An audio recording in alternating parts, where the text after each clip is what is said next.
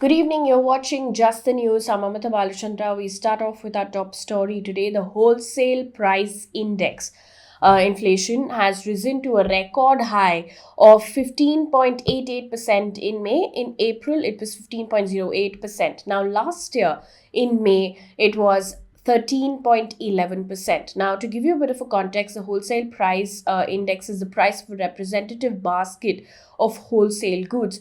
Now, in a statement, the Commerce and Industry Ministry has said, and I quote, the high rate of inflation in May 2022 is primarily due to a rise in prices of mineral oils, crude petroleum, and natural gas, food articles, basic metals, etc., as compared to the corresponding month of the previous year, end quote.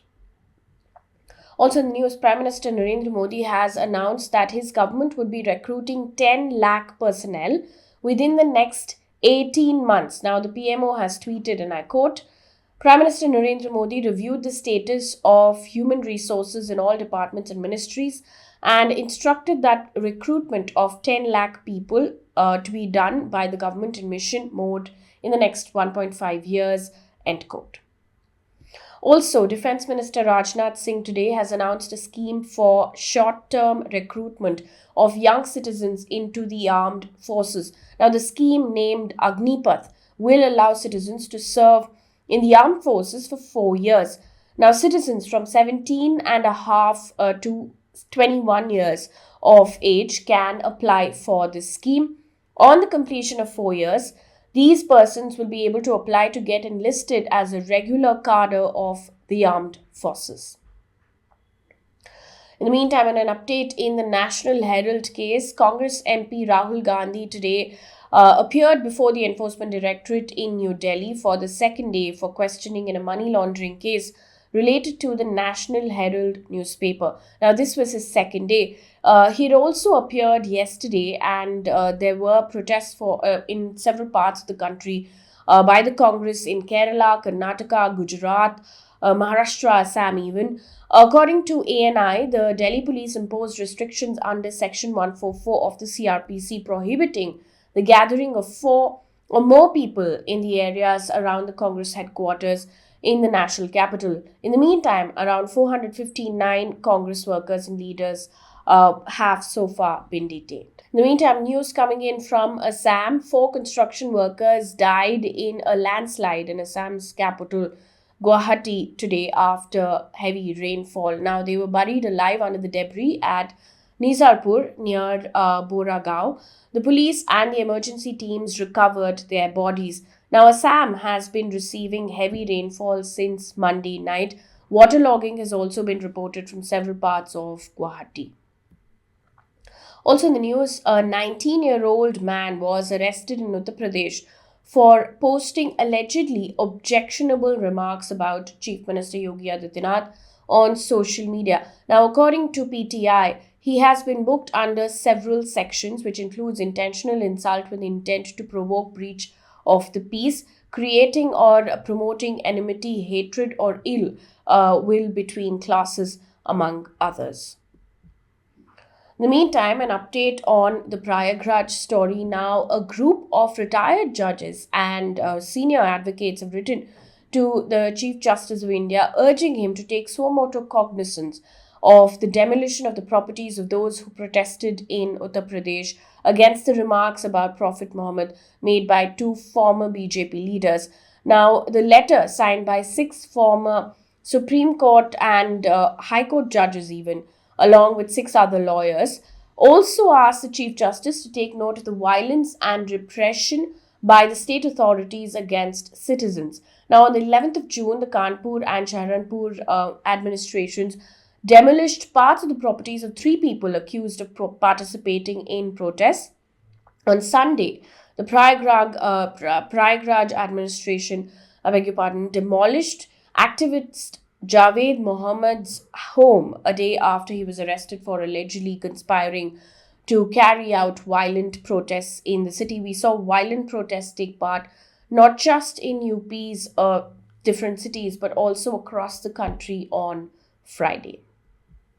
An update in the Sidhu Moose Wala case at this point, according to a report by NDTV, the Punjab Police has got custody of Gangster Lawrence Bishnoi as it told a court in Delhi that he is a key conspirator in singer Sidhu Moose Wala's murder. Now, this came after a hearing in which Punjab Advocate General Anmol Ratan Sidhu assured the court the state will take full responsibility for the gangster's security. Now, Bishnoi was so far in custody of the Delhi police in an arms smuggling case. Now, following his arrest, Bishnoi will be produced again before the Patiala House Court. Now, on the 29th of May, Sidhu Moose Wala was shot dead. Also, news according to PTI, the Director General of Civil Aviation has fined Air India 10 lakh rupees for denying boarding to passengers with valid tickets and not offering them the mandated compensation. Now, according to the rules as reported by the Indian Express, a passenger who is denied boarding in spite of having a valid ticket must either be compensated or provided with an alternate travel arrangement. Now, if an alternate travel arrangement is provided within an hour, airlines do not need to pay any compensation. In case of alternate flights within 24 hours, a passenger is owed a compensation of 10,000 rupees, up to 10,000 rupees, and beyond that is up to 20,000 rupees. Moving on to business news right now, the United Forum of Bank Union, an umbrella body of 9 bank unions, has decided to go on strike from the 27th of June. And here are the demands that have been made. The demands include updating and revising the pension for all pensioners and doing away with the national pension scheme and restoring the old pension scheme for all bank employees. Now, employees of public sector banks have demanded a 5-day work week. Also, the Information and Broadcasting Ministry has issued an advisory to media platforms asking them to refrain from accepting advertisements that promote online betting. Now, this comes after several such ads of online betting websites have appeared in print, electronic, social, and online media. According to the advisory, betting and gambling, illegal in most parts of the country, pose significant financial and socio-economic risk for consumers, especially youth and children. Moving on to environment news right now, according to the Energy Policy Institute at the University of Chicago's Air Quality Life Index, air pollution is reducing the life expectancy of Indians by 5 years. Now, to put this into perspective, child and maternal malnutrition reduces average life expectancy by about 1.8 years and smoking by 1.5 years.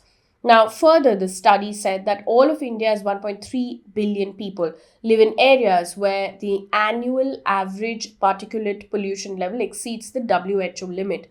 Now, over 63% of the population lives in areas that exceed the country's own national annual air quality standard of 40 micrograms per cubic meter. In the meantime, there's a warning that's coming from the United Nations Secretary General, who has cautioned countries to not drag their feet in battling climate change. He said, and I quote, "The window is to prevent the worst impacts of the climate change, and that's closing fast. The planet has already warmed by 1.2 degrees Celsius." End quote. One piece of good news before we wrap things up here on this bulletin: an Indian restaurant in the US named as Pani has been named America's most outstanding restaurant at the James Beard Foundation Awards in Chicago. Now, the restaurant is in North Carolina and serves affordable Indian street food. That brings us to the end of this bulletin. Thank you so much for watching.